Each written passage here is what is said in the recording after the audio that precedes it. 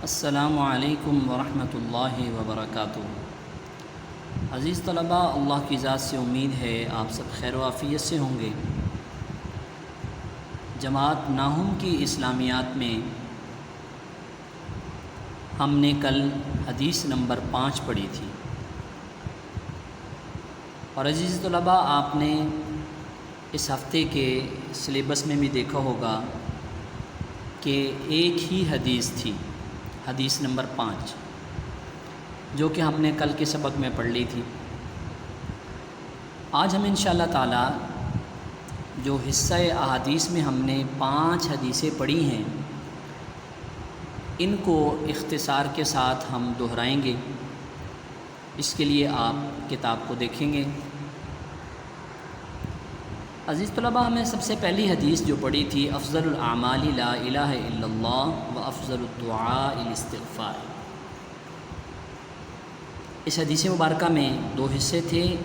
پہلے حصے میں اعمال میں سے سب سے افضل ترین عمل بتایا گیا، اور وہ کیا تھا؟ لا الہ الا اللہ، یعنی اس بات کا اقرار کرنا، اس کی گواہی دینا کہ اللہ کے سوا کوئی عبادت کے لائق نہیں، یعنی ہر ایک چیز کو پیدا کرنے والا بھی اللہ ہے، ہر ایک چیز کا نظام بھی اللہ چلا رہا ہے، تمام مخلوقات کو رزق بھی وہی دیتا ہے، تو عبادت کے لائق بھی صرف اللہ ہی کی ذات ہے۔ اور دوسرے حصے میں بہترین دعا کے بارے میں ہم نے پڑھا تھا کہ افضل ترین اور بہترین دعا وہ کیا ہے؟ استغفار، یعنی اللہ تعالیٰ سے اپنے گناہوں کی معافی مانگنا۔ یہ استغفار، اللہ کی طرف رجوع کرنا، توبہ کرنا، یہ کیفیت اللہ تعالیٰ کو بہت پسند ہے۔ کسی بھی بندے کی یہ کیفیت اور یہ صفت اللہ پاک کو بہت پسند ہے، اس لیے اس کو سب سے بہترین دعا کہا گیا۔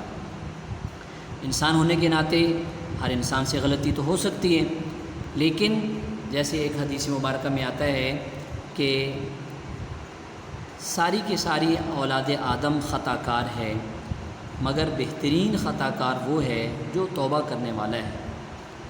کل بنی آدم خطاء وخیر الخطائین التوابون، بہترین خطا کار وہ ہے جو توبہ کرنے والا ہے۔ اور اسی طرح ایک حدیث مبارکہ میں بھی یہ بھی آتا ہے کہ گناہوں سے توبہ کرنے والا شخص ایسے ہے جیسے اس نے گناہ کیے ہی نہیں ہے۔ اور ایک حدیث میں اس سے بھی بڑھ کر بات آتی ہے کہ جب بندہ کسی گناہ سے توبہ کرتا ہے تو اس کے اعمال نامے میں جہاں گناہوں کو مٹایا جاتا ہے تو اللہ تعالیٰ اس کے بدلے میں نیکیوں کو لکھوا دیتے ہیں۔ بلکہ قرآنی آیت میں بھی آتا ہے فَأُولَٰئِكَ يُبَدِّلُ اللَّهُ سَيِّئَاتِهِمْ حَسَنَات، اللہ تعالیٰ ان کے گناہوں کو نیکیوں سے بدل دیتے ہیں۔ تو یہ پہلی حدیث مبارکہ ہم نے پڑھی تھی۔ سب سے زیادہ فضیلت والا عمل لا الہ الا اللہ، اور بہترین دعا استغفار ہے۔ نیچے تشریح عزیز طلباء، یہ آپ اس کو پڑھ بھی لیں گے اور اس کو اچھی طرح آپ نے یاد کر لینا ہے، کیونکہ ہم آج ان 5 احادیث کی دہرائی کریں گے۔ دوسری حدیث جو ہے یہ علم کی طلب کے بارے میں ہے۔ طلب العلم فریضۃ علی کل مسلم، کہ علم کا حاصل کرنا ہر مسلمان مرد عورت پر فرض ہے۔ کتنا علم حاصل کرنا فرض ہے؟ جس سے 24 گھنٹے کی زندگی دین کے مطابق انسان گزار سکے، تو اتنا علم حاصل کرنا ہر مسلمان مرد اور عورت پر فرض ہے۔ تو ہر انسان کو اللہ تعالیٰ نے عقل، سمجھ اور فہم جو عطا فرمائی ہے، یہ اسی لیے حواس خمسہ اللہ نے عطا کیے ہیں کہ ان کے ذریعے سے انسان علم حاصل کرے اور اس کائنات میں بنائی ہوئی چیزوں پر غور کرے، اور اللہ تعالیٰ کی عظمت، اس کی کبریائی، اس کی بڑائی کو اپنے دل کے اندر پیدا فرمائے۔ تو جتنے انسان اللہ تعالیٰ کی قدرت کو دیکھے گا، اللہ تعالیٰ کی بنائی ہوئی چیزوں کو دیکھے گا، اللہ تعالیٰ کی تخلیقات کو دیکھے گا، تو انسان کے دل میں اللہ کی عظمت، اس کی کبریائی اور اس کی بڑائی اتنی ہی بڑھتی چلی جائے گی۔ تو اس لیے فرمایا کہ ہر مسلمان کے لیے، مرد عورت کے لیے لازم ہے کہ وہ اتنا دین، اتنا علم حاصل ضرور کرے کہ جس سے وہ 24 گھنٹے کی زندگی دین کے مطابق گزار سکے، اس کو حلال اور حرام کا پتہ ہو، اس کو جائز اور ناجائز کا پتہ ہو، اس کو پاکی اور ناپاکی کا پتہ ہو۔ عزیز طلباء، اس حدیث مبارکہ کی تشریح بھی کتاب میں آپ کے سامنے لکھی ہوئی ہے، آپ اس کو بھی اچھی طرح سے یاد کر لیں گے، نوٹس سے بھی آپ استفادہ کریں گے۔ یہ احادیث مبارکہ جیسے آپ نے پیپر کے اندر ان کا ترجمہ اور تشریح لکھنا ہوتا ہے، اس انداز میں نوٹس کے اندر بھی لکھا ہوا ہے۔ تیسری حدیث نمبر ہے، خیرکم من تعلم القرآن وعلمہ، تم میں سے بہترین شخص وہ ہے جو قرآن سیکھے اور سکھائے۔ کہ قرآن جو ہے یہ چونکہ اللہ کا کلام ہے، اور اللہ تعالیٰ کے کلام کو باقی کلاموں پر ایسے ہی فضیلت حاصل ہے جیسے خود اللہ تعالیٰ کی ذات کو دوسری مخلوقات پر فضیلت حاصل ہے۔ جیسے ایک مقولہ ہے، کلام الملوک ملوک الکلام، کہ بادشاہوں کا کلام جو ہے وہ کلاموں کا بھی بادشاہ ہوتا ہے۔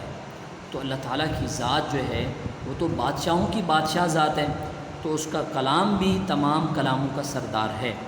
تو اس کلام کو سیکھنے اور سکھانے والوں کو بہترین شخص فرمایا کہ جو اللہ کے کلام کے ساتھ وابستہ ہو جاتا ہے، اس کو سیکھتا ہے، اس کو سکھاتا ہے، اس کو پڑھتا ہے، اس کو پڑھاتا ہے، ساری زندگی اسی کے ساتھ اس کی وابستہ ہو جاتی ہے، تو اللہ تعالیٰ نے جو رزق مقدر میں لکھا ہے وہ تو ہر انسان کو ملتا ہے، کیونکہ یہ اللہ کا فیصلہ ہے کہ اس وقت تک کسی انسان کی موت واقع نہیں ہوتی جب تک وہ اپنے مقدر کا رزق نہیں پا لیتا۔ تو اس لیے اس شعبے کے ساتھ منسلک لوگوں کو بہترین شخص فرمایا کہ بہترین شخص وہ ہے جو قرآن سیکھے اور سکھائے۔ تو اس لیے عزیز طلباء، اس قرآن پاک کے اندر اللہ تعالیٰ نے ہر طرح کی معلومات رکھی ہیں۔ انسان کی جتنی ضروریات ہیں انسان کی، وہ ساری کی ساری اللہ تعالیٰ نے ان کی تفصیلات اس قرآن کے اندر اللہ نے بیان فرمائی ہیں۔ تو اس لیے اللہ تعالیٰ نے ان لوگوں کو بہترین شخص فرمایا جو قرآن کو سیکھنے والے ہیں اور قرآن کو سکھانے والے ہیں۔ اس کی تشریح بھی کتاب کے اندر بھی ہے اور نوٹ سے بھی آپ استفادہ کریں گے۔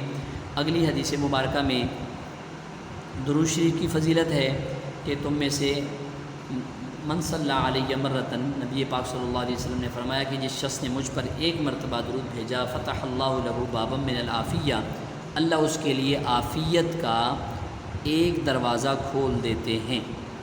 یہ درود پاک کی فضیلت بیان کی گئی ہے کہ کثرت سے حضور نبی کریم صلی اللہ علیہ وسلم پر درود پاک بھیجنا چاہیے، اس لیے کہ آپ صلی اللہ علیہ وسلم محسن انسانیت ہیں، اور کائنات میں اللہ تعالیٰ کی ذات کے بعد سب سے زیادہ جس ہستی کے ہم پر احسانات ہیں وہ نبی پاک صلی اللہ علیہ وسلم کی ہستی ہے۔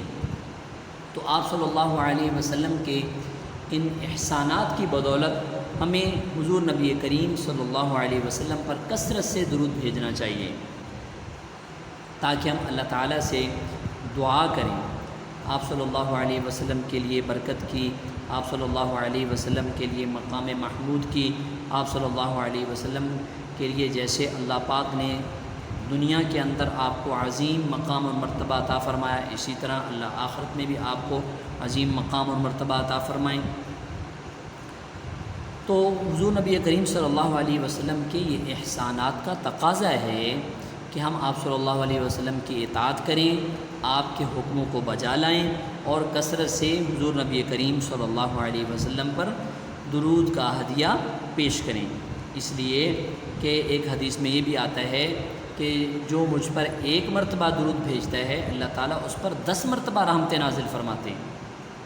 اس لیے درود پاک کی کثرت ہونی چاہیے۔ اس کی تشریح بھی کتاب میں بھی ہے اور نوٹ سے بھی آپ استفادہ کر سکتے ہیں۔ آخری حدیث جو ہم نے کل بھی پڑھی تھی تو اس کی دہرائی بھی، اس میں حضور نبی کریم صلی اللہ علیہ وسلم کی اتباع کا حکم ہے، اور آپ صلی اللہ علیہ وسلم جو دین لے کر آئے قرآن پاک کی صورت میں تو اس کی بھی اتباع کا حکم ہے۔ لا یؤمن احدکم حتی یکون ہواہ تابعا لما جئت بہ، تم میں سے کوئی شخص اس وقت تک مومن نہیں ہو سکتا جب تک اس کی خواہشات اس تعلیم کے مطابق نہ ہو جائیں جو میں لایا ہوں۔ حضور نبی کریم صلی اللہ علیہ وسلم کون سی تعلیمات لے کر آئے؟ وہ تعلیمات جو قرآن میں ہیں، اور ان تعلیمات کی وضاحت نبی پاک صلی اللہ علیہ وسلم نے اپنی زبان سے بھی کی۔ تو اس لیے بہت ساری آیات کی تفسیر حضور صلی اللہ علیہ وسلم کی زبان سے، یعنی احادیث مبارکہ سے، حضور نبی کریم صلی اللہ علیہ وسلم کے عمل مبارک سے بہت زیادہ جو ہے وہ تفصیل موجود ہے۔ تو اس لیے فرمایا کہ اس وقت تک کسی شخص کا ایمان مکمل نہیں ہو سکتا جب تک کہ ان تعلیمات کے مطابق اپنی خواہشات کو بھی نہ ڈھال لے جو تعلیمات حضور نبی کریم صلی اللہ علیہ وسلم لے کر آئے ہیں۔